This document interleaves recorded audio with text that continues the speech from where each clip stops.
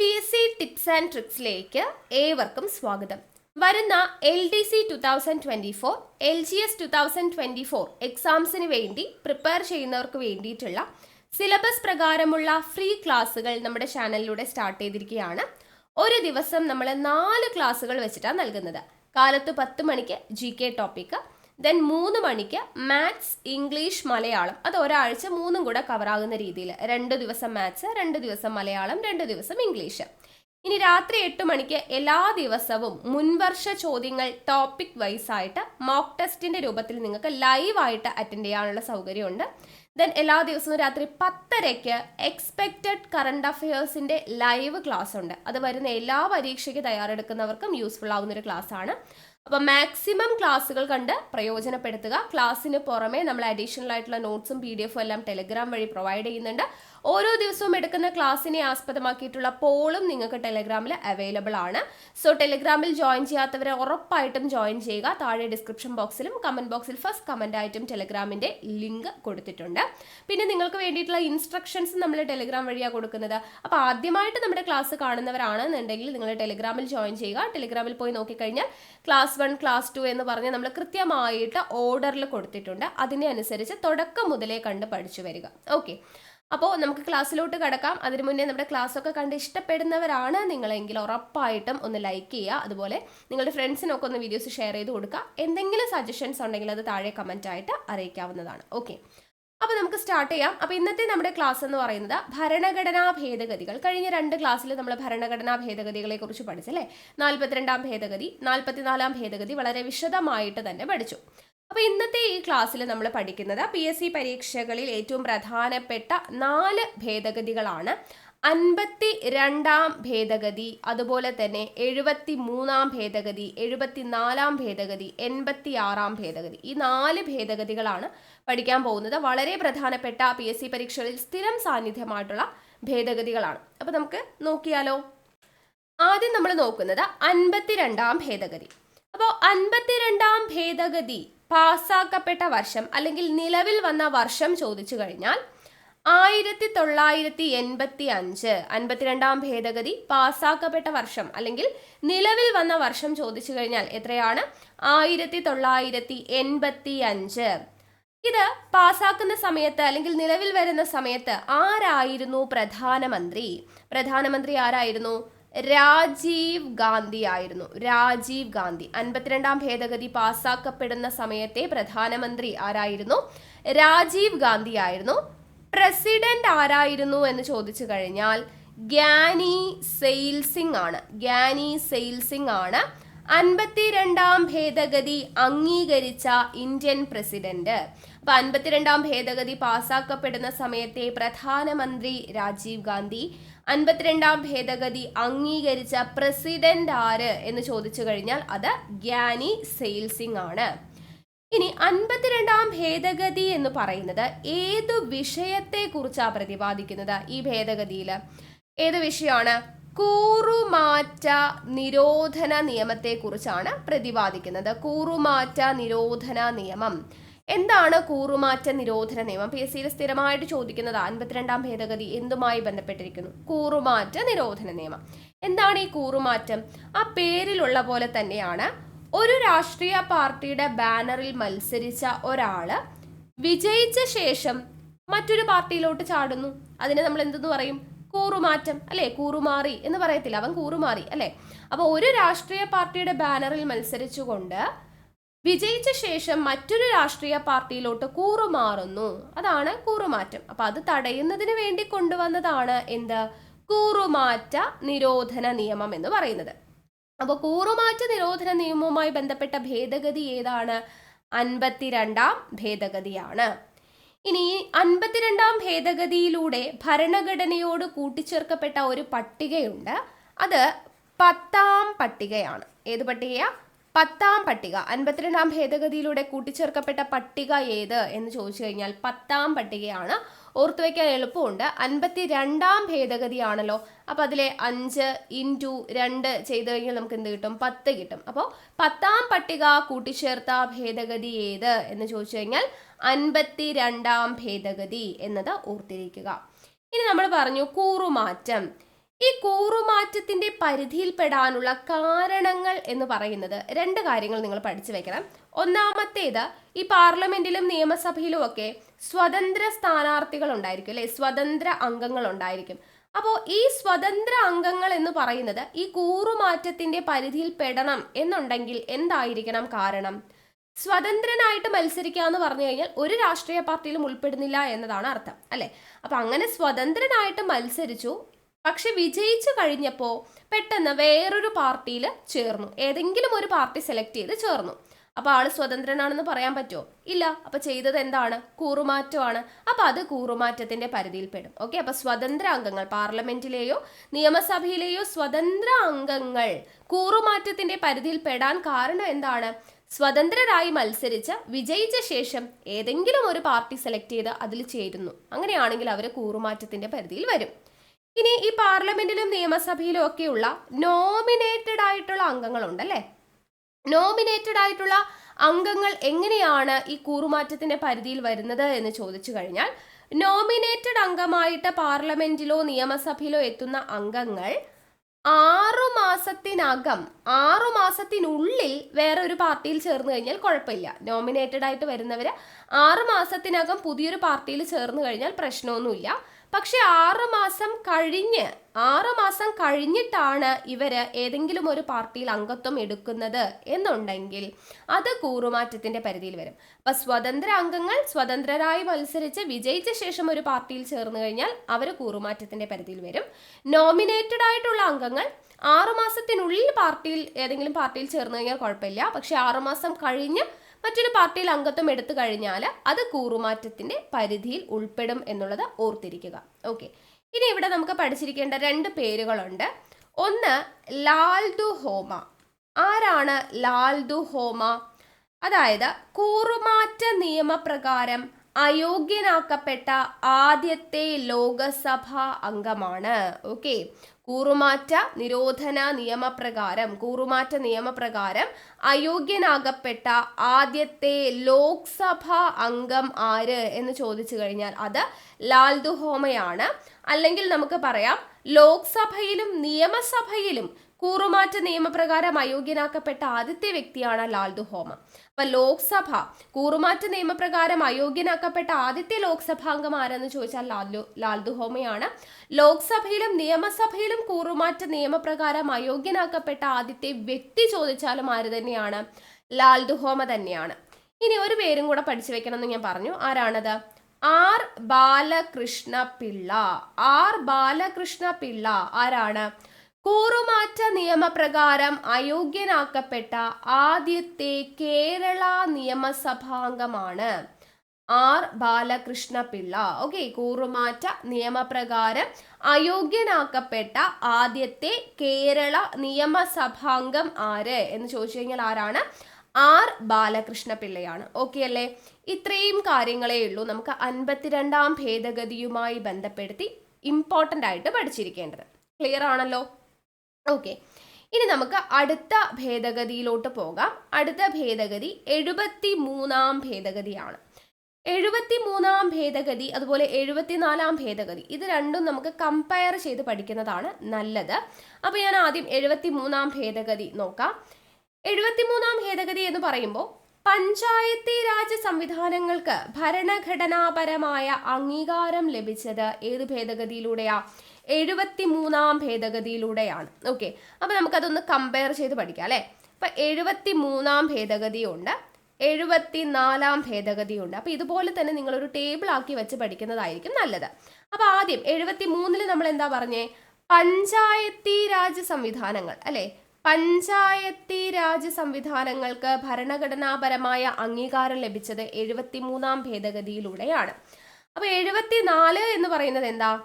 Municipality സംവിധാനങ്ങൾക്ക്, municipality അഥവാ നഗരസഭ, നഗര തദ്ദേശ സ്വയംഭരണം, ഓക്കെ, അതിന് അംഗീകാരം ലഭിച്ചിട്ടുള്ളത്, മുനിസിപ്പാലിറ്റികൾക്ക് ഭരണഘടനാപരമായ അംഗീകാരം ലഭിക്കാൻ കാരണമായ ഭേദഗതിയാണ് 74ാം ഭേദഗതി എന്ന് പറയുന്നത്. ഈ 73ാം ഭേദഗതി ഏതു പ്രധാനമന്ത്രിയുടെ നേതൃത്വത്തിലാണ് അവതരിപ്പിക്കപ്പെട്ടത് എന്ന് ചോദിച്ചു കഴിഞ്ഞാൽ P V Narasimha Rao. P V Narasimha Rao. അപ്പൊ 73-ാം ഭേദഗതിയുമായി പഞ്ചായത്തി രാജ് സംവിധാനം അവതരിപ്പിക്കപ്പെട്ടത് ഏത് പ്രധാനമന്ത്രിയുടെ കാലഘട്ടത്തിലാണ്? പി വി നരസിംഹറാവുവിന്റെ കാലഘട്ടത്തിലാണ്. അപ്പൊ 74-ാം ഭേദഗതിയോ? അതും 74-ാം ഭേദഗതി അവതരിപ്പിക്കപ്പെട്ടതും അംഗീകരിക്കപ്പെട്ടതും ഇതേപോലെ തന്നെ പി വി നരസിംഹറാവുവിന്റെ കാലഘട്ടത്തിൽ തന്നെയാണ്. അപ്പൊ പ്രധാനമന്ത്രി ആരാണ് ആ സമയത്ത്? പ്രധാനമന്ത്രി നരസിംഹറാവു ആണ്. 73-ഉം 74-ാം ഭേദഗതിയും ഒരേപോലെ തന്നെയാണ് വരുന്നത്. ഓക്കെ, ഇനി നമുക്ക് ഈ 73-ാം ഭേദഗതി ലോക്സഭയിൽ അവതരിപ്പിച്ചത് 1991 സെപ്റ്റംബർ 16-നാണ് ലോക്സഭയിൽ അവതരിപ്പിക്കുന്നത്. അത് കഴിഞ്ഞ് അത് രാജ്യസഭയിൽ അവതരിപ്പിക്കുന്നത്, അപ്പൊ അത് ജസ്റ്റ് ഒന്ന് നിങ്ങൾ ഇവിടെ സെപ്പറേറ്റ് ആയിട്ട് ഞാൻ എഴുതി തരാം കേട്ടോ. ലോക്സഭയിൽ അവതരിപ്പിച്ചത് 73-ാം ഭേദഗതി ലോക്സഭയിൽ അവതരിപ്പിച്ചത് 1991 സെപ്റ്റംബർ 16. എന്നാൽ ലോക്സഭ പാസ്സാക്കുന്നത് 1992 ഡിസംബർ 22 കേട്ടോ. ഡിസംബർ 22-നാണ് ലോക്സഭ പാസ്സാക്കുന്നത്. ദെൻ രാജ്യസഭ പാസ്സാക്കുന്നത് എപ്പോഴാണ്? 1992 ഡിസംബർ 23-നാണ്. ദെൻ രാഷ്ട്രപതിയുടെ അംഗീകാരം ലഭിക്കുന്നത് 1993 ഏപ്രിൽ 20-നാണ് രാഷ്ട്രപതിയുടെ അംഗീകാരം ലഭിക്കുന്നത്. ദെൻ നിലവിൽ വരുന്നത് എപ്പോഴാണ് എന്ന് ചോദിച്ചാൽ 1993 ഏപ്രിൽ 24. ഓക്കെ, അപ്പോൾ ഏറ്റവും കൂടുതൽ ഇമ്പോർട്ടൻ്റ് ആയിട്ട് ഇവിടെ പഠിച്ചിരിക്കേണ്ടത് നിലവിൽ വന്നത് തന്നെയാണ്. അപ്പോൾ നിലവിൽ വന്നത് ഇവിടെ 73-ാം ഭേദഗതി ലോക്സഭയിൽ അവതരിപ്പിച്ചത് 1991 സെപ്റ്റംബർ 16, ലോക്സഭ പാസ്സാക്കുന്നത് 1992 ഡിസംബർ 22, രാജ്യസഭ പാസ്സാക്കുന്നത് 1992 ഡിസംബർ 23, പ്രസിഡന്റ് ഒപ്പുവെച്ചത് 1993 ഏപ്രിൽ 20, നിലവിൽ വന്നത് 1993 ഏപ്രിൽ 24. അപ്പൊ നമുക്ക് നിലവിൽ വന്ന വർഷം ഇവിടെ എഴുതാം. നിലവിൽ വരുന്നത് 1993 ഏപ്രിൽ 24-നാണ്. അങ്ങനെയാണെങ്കിൽ 74-ാം ഭേദഗതി പാർലമെന്റിൽ പാസ്സാക്കപ്പെട്ടത് 1992-ലാണ്. എന്നാൽ നിലവിൽ വരുന്നത് എപ്പോഴാ? 1993 ജൂൺ 1-നാണ്. 1993 ജൂൺ 1-നാണ് 74-ാം ഭേദഗതി നിലവിൽ വരുന്നത് എന്നുള്ളത് ഓർത്തിരിക്കുക. അപ്പോൾ ഈ ഏപ്രിൽ 24 ഉണ്ടല്ലോ, ഈ ദിവസമാണ് നമ്മൾ പഞ്ചായത്തി രാജ് ദിനമായിട്ട് ആചരിക്കുന്നത്. അതൊന്ന് ഓർത്ത് വെച്ചേക്കണേ. ഏപ്രിൽ 24 നമ്മൾ എന്തായിട്ട് ആചരിക്കുന്നു? പഞ്ചായത്തി രാജ് ദിനമായിട്ട് ആചരിക്കുന്നു. ഇനി ഈ 73-ാം ഭേദഗതി അംഗീകരിച്ച ഇന്ത്യൻ പ്രസിഡന്റ് ആര് എന്ന് ചോദിച്ചു കഴിഞ്ഞാൽ ശങ്കർ ദയാൽ ശർമ്മയാണ്. 73-ാം ഭേദഗതി അംഗീകരിച്ച ഇന്ത്യൻ പ്രസിഡന്റ്. അപ്പൊ 74-ാം ഭേദഗതി അംഗീകരിച്ച ഇന്ത്യൻ പ്രസിഡന്റ് ആരാ? അതും ശങ്കർ ദയാൽ ശർമ്മ തന്നെയാണ്. 74-ാം ഭേദഗതി അംഗീകരിച്ച ഇന്ത്യൻ പ്രസിഡന്റ് എന്ന് പറയുന്നത്. ഈ 73-ാം ഭേദഗതിയിലൂടെ ഭരണഘടനയിൽ കൂട്ടിച്ചേർക്കപ്പെട്ട ഭാഗം ചോദിച്ചു കഴിഞ്ഞാൽ ഭാഗം 9 ആണ് 73-ാം ഭേദഗതിയിലൂടെ ഇന്ത്യൻ ഭരണഘടനയിൽ കൂട്ടിച്ചേർക്കപ്പെട്ട ഭാഗം. എന്നാൽ 74-ാം ഭേദഗതിയിലൂടെ കൂട്ടിച്ചേർക്കപ്പെട്ട ഭാഗം എത്രയാന്ന് ചോദിച്ചാൽ ഭാഗം 9A ആണ്. 73-ാം ഭേദഗതിയിലൂടെ കൂട്ടിച്ചേർക്കപ്പെട്ട ഭാഗം 9, 74-ാം ഭേദഗതിയിലൂടെ കൂട്ടിച്ചേർക്കപ്പെട്ട ഭാഗം 9A എന്നത് അറിഞ്ഞിരിക്കുക. ഈ ഭാഗം 9-ൽ ഉൾപ്പെടുന്ന അനുച്ഛേദങ്ങൾ എന്ന് പറയുന്നത് 243 മുതൽ 243O വരെയാണ് കേട്ടോ. 243 മുതൽ 243O വരെയാണ് അനുച്ഛേദങ്ങൾ എന്ന് പറയുന്നത്. എത്ര അനുച്ഛേദങ്ങളാ? 16 അനുച്ഛേദങ്ങളാണ് ഇവിടെ ഉൾപ്പെടുന്നത്. എന്നാൽ 9A 74-ാം ഭേദഗതിയിലൂടെ കൂട്ടിച്ചേർക്കപ്പെട്ട 9Aയിൽ ഉൾപ്പെടുന്ന അനുച്ഛേദങ്ങൾ എന്ന് പറയുന്നത് 243P മുതൽ 243Z വരെയാണ്. ഇവിടെ ടോട്ടലായിട്ട് 18 അനുച്ഛേദങ്ങളാണ് ഉള്ളത്. ഭാഗം 9-ൽ 243 മുതൽ 243O വരെ 16 അനുച്ഛേദങ്ങൾ. ഇവിടെ ഭാഗം 9Aയിൽ 243P മുതൽ 243Z വരെ 18 അനുച്ഛേദങ്ങളാണ് ഉൾപ്പെടുന്നത്. ഓക്കെ, ഇനി 73-ാം ഭേദഗതി പ്രകാരം കൂട്ടിച്ചേർക്കപ്പെട്ട പട്ടിക ചോദിച്ചു കഴിഞ്ഞാൽ എത്രയാ? 11ാം പട്ടികയാണ്. 11ാം പട്ടികയാണ് കൂട്ടിച്ചേർത്തത്. ഇവിടെയാണെങ്കിലോ എത്രാമത്തെ പട്ടികയാണ് കൂട്ടിച്ചേർത്തത്? 12ാം പട്ടിക കൂട്ടിച്ചേർക്കപ്പെട്ടു. 74ാം ഭേദഗതിയിലൂടെ 12ാം പട്ടികയും 73ാം ഭേദഗതിയിലൂടെ 11ാം പട്ടികയുമാണ് കൂട്ടിച്ചേർത്തത്. ഈ 11ാം പട്ടിക എന്ന് പറയുന്നത് അനുച്ഛേദം 243Gയുടെ വിവരണാത്മക രൂപമാണ് എന്നുള്ളത് ഓർത്തിരിക്കുക കേട്ടോ. 11ാം പട്ടിക എന്ന് പറയുന്നത് അനുച്ഛേദം 243Gയുടെ വിവരണാത്മക രൂപമാണ്.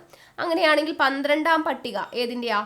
243W വിവരണാത്മക രൂപമാണ് 12ാമത്തെ പട്ടിക എന്ന് പറയുന്നത്. അപ്പൊ 73ാം ഭേദഗതിയിലൂടെ കൂട്ടിച്ചേർക്കപ്പെട്ട പട്ടിക 11 അത് 243G എന്ന് പറയുന്ന അനുച്ഛേദത്തിന്റെ വിവരണാത്മകമായ രൂപമാണ്. 74ാം ഭേദഗതിയിലൂടെ കൂട്ടിച്ചേർക്കപ്പെട്ട പട്ടിക 12 ആണ്. അത് 243W എന്ന് പറയുന്ന അനുച്ഛേദത്തിന്റെ വിവരണാത്മകമായ രൂപമാണ് എന്നുള്ളത് ഓർത്തിരിക്കുക. ഈ 243G എന്ന് പറയുന്നത് ഈ പഞ്ചായത്ത്, ഇവിടെ പഞ്ചായത്ത് രാജിനെ കുറിച്ചാണല്ലോ പറയുന്നത്. സോ പഞ്ചായത്തുകളുടെ അധികാരങ്ങളും അതുപോലെ തന്നെ ഉത്തരവാദിത്തങ്ങളെ കുറിച്ചൊക്കെയാണ് പറയുന്നത്. 243Gയിൽ പറയുന്നത് പഞ്ചായത്തുകളുടെ അധികാരങ്ങൾ, ഉത്തരവാദിത്തങ്ങൾ അതിനെയൊക്കെ കുറിച്ചാണ് പറയുന്നത്. അങ്ങനെയാണെങ്കിൽ 243W എന്തായിരിക്കും? ഇവിടെ പഞ്ചായത്ത് രാജ് ആയതുകൊണ്ട് പഞ്ചായത്തുകളുടെ അധികാരം. അപ്പൊ ഇവിടെ മുനിസിപ്പാലിറ്റി ആണ്. സോ മുനിസിപ്പാലിറ്റികളുടെ അധികാരങ്ങളെ കുറിച്ചും ഉത്തരവാദിത്തങ്ങളെ കുറിച്ചുമാണ് 243W പ്രതിപാദിക്കുന്നത് എന്നുള്ളത് ഓർത്തിരിക്കുക. ഇനി 11ാം പട്ടികയിൽ ഉൾപ്പെട്ടിട്ടുള്ള വിഷയം എത്രയാണ്? 11ാം പട്ടികയിൽ ഉൾപ്പെട്ടിട്ടുള്ള വിഷയം എന്ന് പറയുന്നത് 29 വിഷയം. 29 വിഷയമാണ് 11ാം പട്ടികയിൽ ഉൾപ്പെട്ടിട്ടുള്ളത്. 12ാം പട്ടികയിലാണെങ്കിലോ 18 വിഷയങ്ങളാണ് ഉൾപ്പെട്ടിട്ടുള്ളത്. 12ാം പട്ടികയിൽ ഉൾപ്പെട്ടിട്ടുള്ള വിഷയങ്ങൾ എത്രയാ? 18 വിഷയങ്ങൾ. ഇവിടെ 11ാം പട്ടികയിൽ എത്രയാണ്? 29 വിഷയങ്ങൾ. ഇത് ഓർത്തിരിക്കാൻ എളുപ്പമുണ്ട്. 29 എന്ന് പറയുമ്പോൾ ഈ 9ഉം 2ഉം കൂടെ ചേർത്ത് നമുക്ക് 11 കിട്ടുന്നുണ്ട് അല്ലെ? അപ്പൊ 11ാം പട്ടികയിൽ കൂട്ടിച്ചേർത്തത് 29 വിഷയങ്ങളാണ്. 12ാം പട്ടികയിൽ കൂട്ടിച്ചേർത്തത് 18 വിഷയങ്ങളാണ്. ഇനി കേരളത്തിൽ പഞ്ചായത്തി രാജ് ആക്ട് നിലവിൽ വന്നത് എപ്പോഴാണ് എന്ന് ചോദിച്ചാൽ 1994 ഏപ്രിൽ 23. 1994 ഏപ്രിൽ 23 കേരളത്തിൽ പഞ്ചായത്തി രാജ് ആക്ട് നിലവിൽ വരുന്നത്. എന്നാൽ ഇവിടെയോ 74 അതായത് കേരള മുനിസിപ്പാലിറ്റി ആക്ട് നിലവിൽ വരുന്നത് 1994 മെയ് 30 മെയ് 30. ഓക്കെ, അപ്പൊ ഇത്രയും കാര്യങ്ങളാണ്. ഇത് രണ്ടും കൂടെ കമ്പയർ ചെയ്ത് പഠിച്ചാൽ ഇത്രയും കാര്യങ്ങളെ പഠിക്കാനുള്ളൂ. ഓർത്തിരിക്കുക. എന്തൊക്കെ കാര്യങ്ങളാ പറഞ്ഞേ? 73ാം ഭേദഗതി എന്തുമായി ബന്ധപ്പെട്ടിരിക്കുന്നു? പഞ്ചായത്തി രാജ് സംവിധാനം. 74 ആണെങ്കിലോ മുനിസിപ്പാലിറ്റി. ദെൻ 73ാം ഭേദഗതി പാസ്സാക്കപ്പെടുന്ന സമയത്തെ പ്രധാനമന്ത്രി PV നരസിംഹറാവു. 74ലും PV നരസിംഹറാവു. 73ാം ഭേദഗതി നിലവിൽ വരുന്നത് 1993 ഏപ്രിൽ 24. ഇതാണെങ്കിലോ 74 വരുന്നത് 1993 ജൂൺ 1. 73ാം ഭേദഗതി അംഗീകരിച്ച പ്രസിഡന്റ് ശങ്കർ ദയാൽ ശർമ്മ. 74ാം ഭേദഗതി അംഗീകരിച്ചതും ശങ്കർ ദയാൽ ശർമ്മ. ഇനി 73ാം ഭേദഗതിയിലൂടെ കൂട്ടിച്ചേർക്കപ്പെട്ട ഭാഗം ചോദിച്ചാൽ ഭാഗം 9. ഇവിടെയാണെങ്കിൽ ഭാഗം 9A. ഇവിടെ ഭാഗം 9 ഉള്ള ആർട്ടിക്കിളുകൾ എന്ന് പറയുന്നത് 243 മുതൽ 243O വരെ 16 അനുച്ഛേദങ്ങൾ. ഇവിടെയാണെങ്കിൽ 243P മുതൽ 243ZG വരെ 18 അനുച്ഛേദങ്ങൾ. ദെൻ 73ാം ഭേദഗതിയിലൂടെ കൂട്ടിച്ചേർക്കപ്പെട്ട പട്ടിക ചോദിച്ചു കഴിഞ്ഞാൽ പട്ടിക 11. ഇവിടെയാണെങ്കിൽ 12ാമത്തെ പട്ടിക. 11ാമത്തെ പട്ടിക 243G എന്ന് പറയുന്ന അനുച്ഛേദത്തിന്റെ വിവരണാത്മക രൂപമാണ്. ഇവിടെയാണെങ്കിലോ 243Wന്റെ വിവരണാത്മക രൂപമാണ്. 243G ഇവിടെ പഞ്ചായത്തുകളുടെ അധികാരങ്ങളും ഉത്തരവാദിത്തങ്ങളും പറയുന്നുവെങ്കിൽ 243W മുനിസിപ്പാലിറ്റികളുടെ അധികാരങ്ങളും ഉത്തരവാദിത്തങ്ങളും പറയുന്നു. പട്ടിക 11 ഉൾപ്പെട്ടിട്ടുള്ള വിഷയങ്ങൾ 29, പട്ടിക 12 ഉൾപ്പെട്ടിട്ടുള്ള വിഷയങ്ങൾ 18. ഇനി കേരളത്തിൽ പഞ്ചായത്ത് രാജ് ആക്ട് നിലവിൽ വന്നത് 1994 ഏപ്രിൽ 23. ഇവിടെയാണെങ്കിലോ കേരളത്തിൽ മുനിസിപ്പാലിറ്റി ആക്ട് വരുന്നത് 1994 മെയ് 30. ഓക്കെ അല്ലേ? അപ്പോൾ 73ാം ഭേദഗതിയും 74ാം ഭേദഗതിയും നമുക്ക് കമ്പയർ ചെയ്ത് ഒറ്റയടിക്ക് തന്നെ നമ്മൾ രണ്ടും കൂടെ പഠിച്ചു കഴിഞ്ഞു. ഇനി അടുത്ത ഭേദഗതി 86ാം ഭേദഗതിയാണ് കേട്ടോ. 73, 74 മനസ്സിലായെന്ന് വിശ്വസിക്കുന്നു. അടുത്തത് 86ാം ഭേദഗതിയാണ്. 86-ാം ഭേദഗതി എന്ന് പറയുന്നത് പ്രാഥമിക വിദ്യാഭ്യാസത്തെ മൗലികാവകാശങ്ങളുടെ പട്ടികയിൽ ഉൾപ്പെടുത്തുക എന്ന ലക്ഷ്യത്തോടു കൂടി വന്നതാണ് 86-ാം ഭേദഗതി. ഈ 86-ാം ഭേദഗതിക്ക് അംഗീകാരം ലഭിച്ചത് 2002 ഡിസംബർ 12-നാണ്. 2002 ഡിസംബർ 12-നാണ് 86-ാം ഭേദഗതിക്ക് അംഗീകാരം ലഭിക്കുന്നത്. ഏത് പ്രധാനമന്ത്രിയുടെ കാലഘട്ടത്തിലാണ്? അടൽ ബിഹാരി വാജ്പേയി. അടൽ ബിഹാരി വാജ്പേയി, AB വാജ്പേയിയുടെ കാലഘട്ടത്തിലാണ് അംഗീകാരം ലഭിക്കുന്നത്. അപ്പൊ 86-ാം ഭേദഗതി അംഗീകരിക്കുന്ന സമയത്തെ ഏതാണ് പ്രധാനമന്ത്രി? ആരാണ് പ്രധാനമന്ത്രി? AB വാജ്പേയി ആണ് കേട്ടോ. അപ്പൊ AB വാജ്പേയിയുടെ കാലത്താണ് 86-ാം ഭേദഗതി നിലവിൽ വരുന്നത്. ഇത് അംഗീകരിച്ച പ്രസിഡന്റ് ആരാണ്? 86-ാം ഭേദഗതി അംഗീകരിച്ച പ്രസിഡന്റ് എന്ന് പറയുന്നത് APJ അബ്ദുൽ കലാം ആണ്. അംഗീകരിച്ച പ്രസിഡന്റ് APJ അബ്ദുൽ കലാം. ഈ 86-ാം ഭേദഗതി പ്രകാരം പ്രധാനമായിട്ടും 3 കാര്യങ്ങളിലാണ് മാറ്റം വന്നിട്ടുള്ളത്. ഏതൊക്കെയാണ് 3 കാര്യങ്ങൾ? ഒന്നാമത്തെ പോയിന്റ് നിങ്ങൾ പഠിക്കേണ്ടത് ഭാഗം 3-ൽ ആർട്ടിക്കിൾ 21A കൂട്ടിച്ചേർത്തു. ഓക്കെ, ഭാഗം 3-ല് ആർട്ടിക്കിൾ 21A. എന്തായിരുന്നു ആർട്ടിക്കിൾ 21A? അതായത് 6-നും 14 വയസ്സിനിടയിൽ പ്രായമുള്ള കുട്ടികൾക്ക് സൗജന്യവും നിർബന്ധിതവുമായിട്ടുള്ള വിദ്യാഭ്യാസം വ്യവസ്ഥ ചെയ്യുന്നു എന്ന് പറയുന്നതാണ് ആർട്ടിക്കിൾ 21A. അപ്പൊ ഭാഗം 3-ൽ ആർട്ടിക്കിൾ 21A കൂട്ടിച്ചേർക്കപ്പെട്ട ഭേദഗതിയാണ് 86-ാം ഭേദഗതി എന്നത് ഓർത്തിരിക്കുക. രണ്ടാമത്തെ മാറ്റം വന്നത് ഭാഗം 4-ൽ ആർട്ടിക്കിൾ 45-ൽ മാറ്റം വരുത്തി. ആർട്ടിക്കിൾ 45-ൽ മാറ്റം വരുത്തി. അപ്പൊ എന്ത് മാറ്റം വന്നത്? ആദ്യം ആർട്ടിക്കിൾ 45 പ്രകാരം ഉണ്ടായിരുന്നത് 14 വയസ്സിൽ താഴെ പ്രായമുള്ള കുട്ടികൾക്ക് നിർബന്ധിതവും സൗജന്യവുമായ വിദ്യാഭ്യാസം നൽകുക എന്നതായിരുന്നു. അത് മാറ്റിയിട്ട് എന്താക്കി മാറ്റി? 6 വയസ്സിന് താഴെയുള്ള കുട്ടികൾക്ക് എന്നാക്കിയിട്ട് മാറ്റി. 6 വയസ്സിന് താഴെയുള്ള കുട്ടികൾക്ക്. ആദ്യം 14 വയസ്സിനെന്നായിരുന്നു, ഇപ്പൊ 6 വയസ്സിന്. അപ്പൊ നമുക്ക് ഈസി ആയിട്ട് ഓർക്കാം. 4, 5, അടുത്തത് 6 അല്ലെ. അപ്പൊ 45 എന്ന് പറയുന്നത് 6 വയസ്സിന് താഴെയുള്ള കുട്ടികൾക്ക് ശൈശവാരംഭത്തിൽ തന്നെ പരിചരണത്തിനും വിദ്യാഭ്യാസത്തിനുമുള്ള വ്യവസ്ഥ ചെയ്യുന്നു എന്നാക്കിയിട്ട് മാറ്റി. ഓക്കെ, അപ്പൊ 14 വയസ്സെന്ന് പറയുന്നത് 45 ആക്കിയിട്ട് മാറ്റി. ദെൻ മൂന്നാമത്തെ മാറ്റം എന്താണ് കൊണ്ടുവന്നതെന്ന് ചോദിച്ചാൽ ഭാഗം 4A കേട്ടോ. ഭാഗം 4A ആർട്ടിക്കിൾ 51A എന്ന് പറയുന്നത് കൂട്ടിച്ചേർത്തു. ഭാഗം 4A എന്താണെന്ന് നമ്മൾ പഠിച്ചിട്ടുണ്ട് അല്ലെ. അപ്പൊ ഭാഗം 4A ആർട്ടിക്കിൾ 51A അതെന്തായിരുന്നു? 51A K ഫോർ നോളേജ് അല്ലെങ്കിൽ K ഫോർ കുട്ടി എന്നൊക്കെ പറഞ്ഞ് നമ്മൾ പഠിച്ചു അല്ലെ. മൗലിക കടമ. അപ്പൊ മൗലിക കടമ എന്തായിരുന്നു? 6 വയസ്സിനും 14 വയസ്സിനും ഇടയ്ക്ക് പ്രായമുള്ള കുട്ടികളുടെ മാതാപിതാക്കളോ രക്ഷിതാക്കളോ പിന്നെന്താണ് കുട്ടികളുടെ വിദ്യാഭ്യാസത്തിനുള്ള അവസരങ്ങൾ ഏർപ്പെടുത്തുക അല്ലെ. 6 വയസ്സിനും 14 വയസ്സിനും ഇടയിലുള്ള കുട്ടികളുടെ വിദ്യാഭ്യാസം എന്ന് പറയുന്നത് മാതാപിതാക്കളുടെ കടമയാണ് എന്ന് പറയുന്ന മൗലിക കടമ. അത് കൂട്ടിച്ചേർത്തത് ഈ 86-ാം ഭേദഗതിയിലൂടെയാണ്. അപ്പൊ ഈ പ്രധാനപ്പെട്ട 3 മാറ്റങ്ങളാണ് 86-ാം ഭേദഗതിയിലൂടെ കൊണ്ടുവന്നത്. എന്തൊക്കെയായിരുന്നു? ഭാഗം 3-ല് ആർട്ടിക്കിൾ 21A കൂട്ടിച്ചേർത്തു. അതായത് 6-നും 14 വയസ്സിനിടയിലുള്ള പ്രായമുള്ള കുട്ടികൾക്ക് സൗജന്യവും നിർബന്ധിതവുമായിട്ടുള്ള വിദ്യാഭ്യാസത്തിന് വ്യവസ്ഥ ചെയ്തുകൊണ്ടുള്ള മൗലികാവകാശം കൂട്ടിച്ചേർത്തു. രണ്ടാമത്തെ മാറ്റം ഭാഗം 4-ല് ആർട്ടിക്കിൾ 45-ൽ മാറ്റം വരുത്തി. എന്ത് മാറ്റമാണ് വരുത്തിയത്?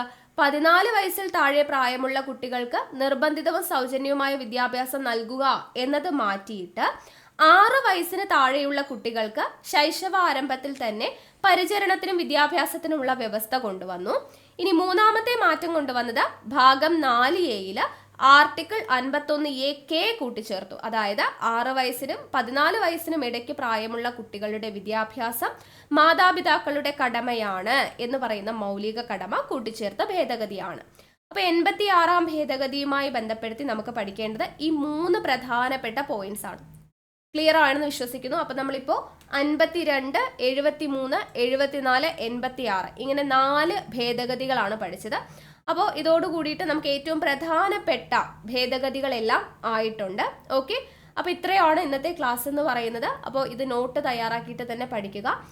അഡീഷണൽ ആയിട്ട് പഠിക്കേണ്ട കാര്യങ്ങൾ നമ്മൾ ടെലിഗ്രാമിൽ ഇട്ട് തരും PDF. അപ്പോൾ എല്ലാവരും ടെലിഗ്രാമിൽ ജോയിൻ ചെയ്യുക. താഴെ ഡിസ്ക്രിപ്ഷൻ ബോക്സിലും കമൻറ്റ് ബോക്സിൽ ഫസ്റ്റ് കമൻ്റ് ആയിട്ടും ടെലിഗ്രാമിൻ്റെ ലിങ്ക് കൊടുത്തിട്ടുണ്ട്. ക്ലാസ് ഇഷ്ടപ്പെട്ടിട്ടുണ്ടെങ്കിൽ ലൈക്ക് ചെയ്യാനും ഷെയർ ചെയ്യാനും കമൻറ്റ് ചെയ്യാനൊന്നും ആരും മറക്കരുത്. ഓക്കെ, അപ്പോൾ നമുക്ക് വീണ്ടും അടുത്ത ക്ലാസ്സുമായിട്ട് കാണാം. താങ്ക്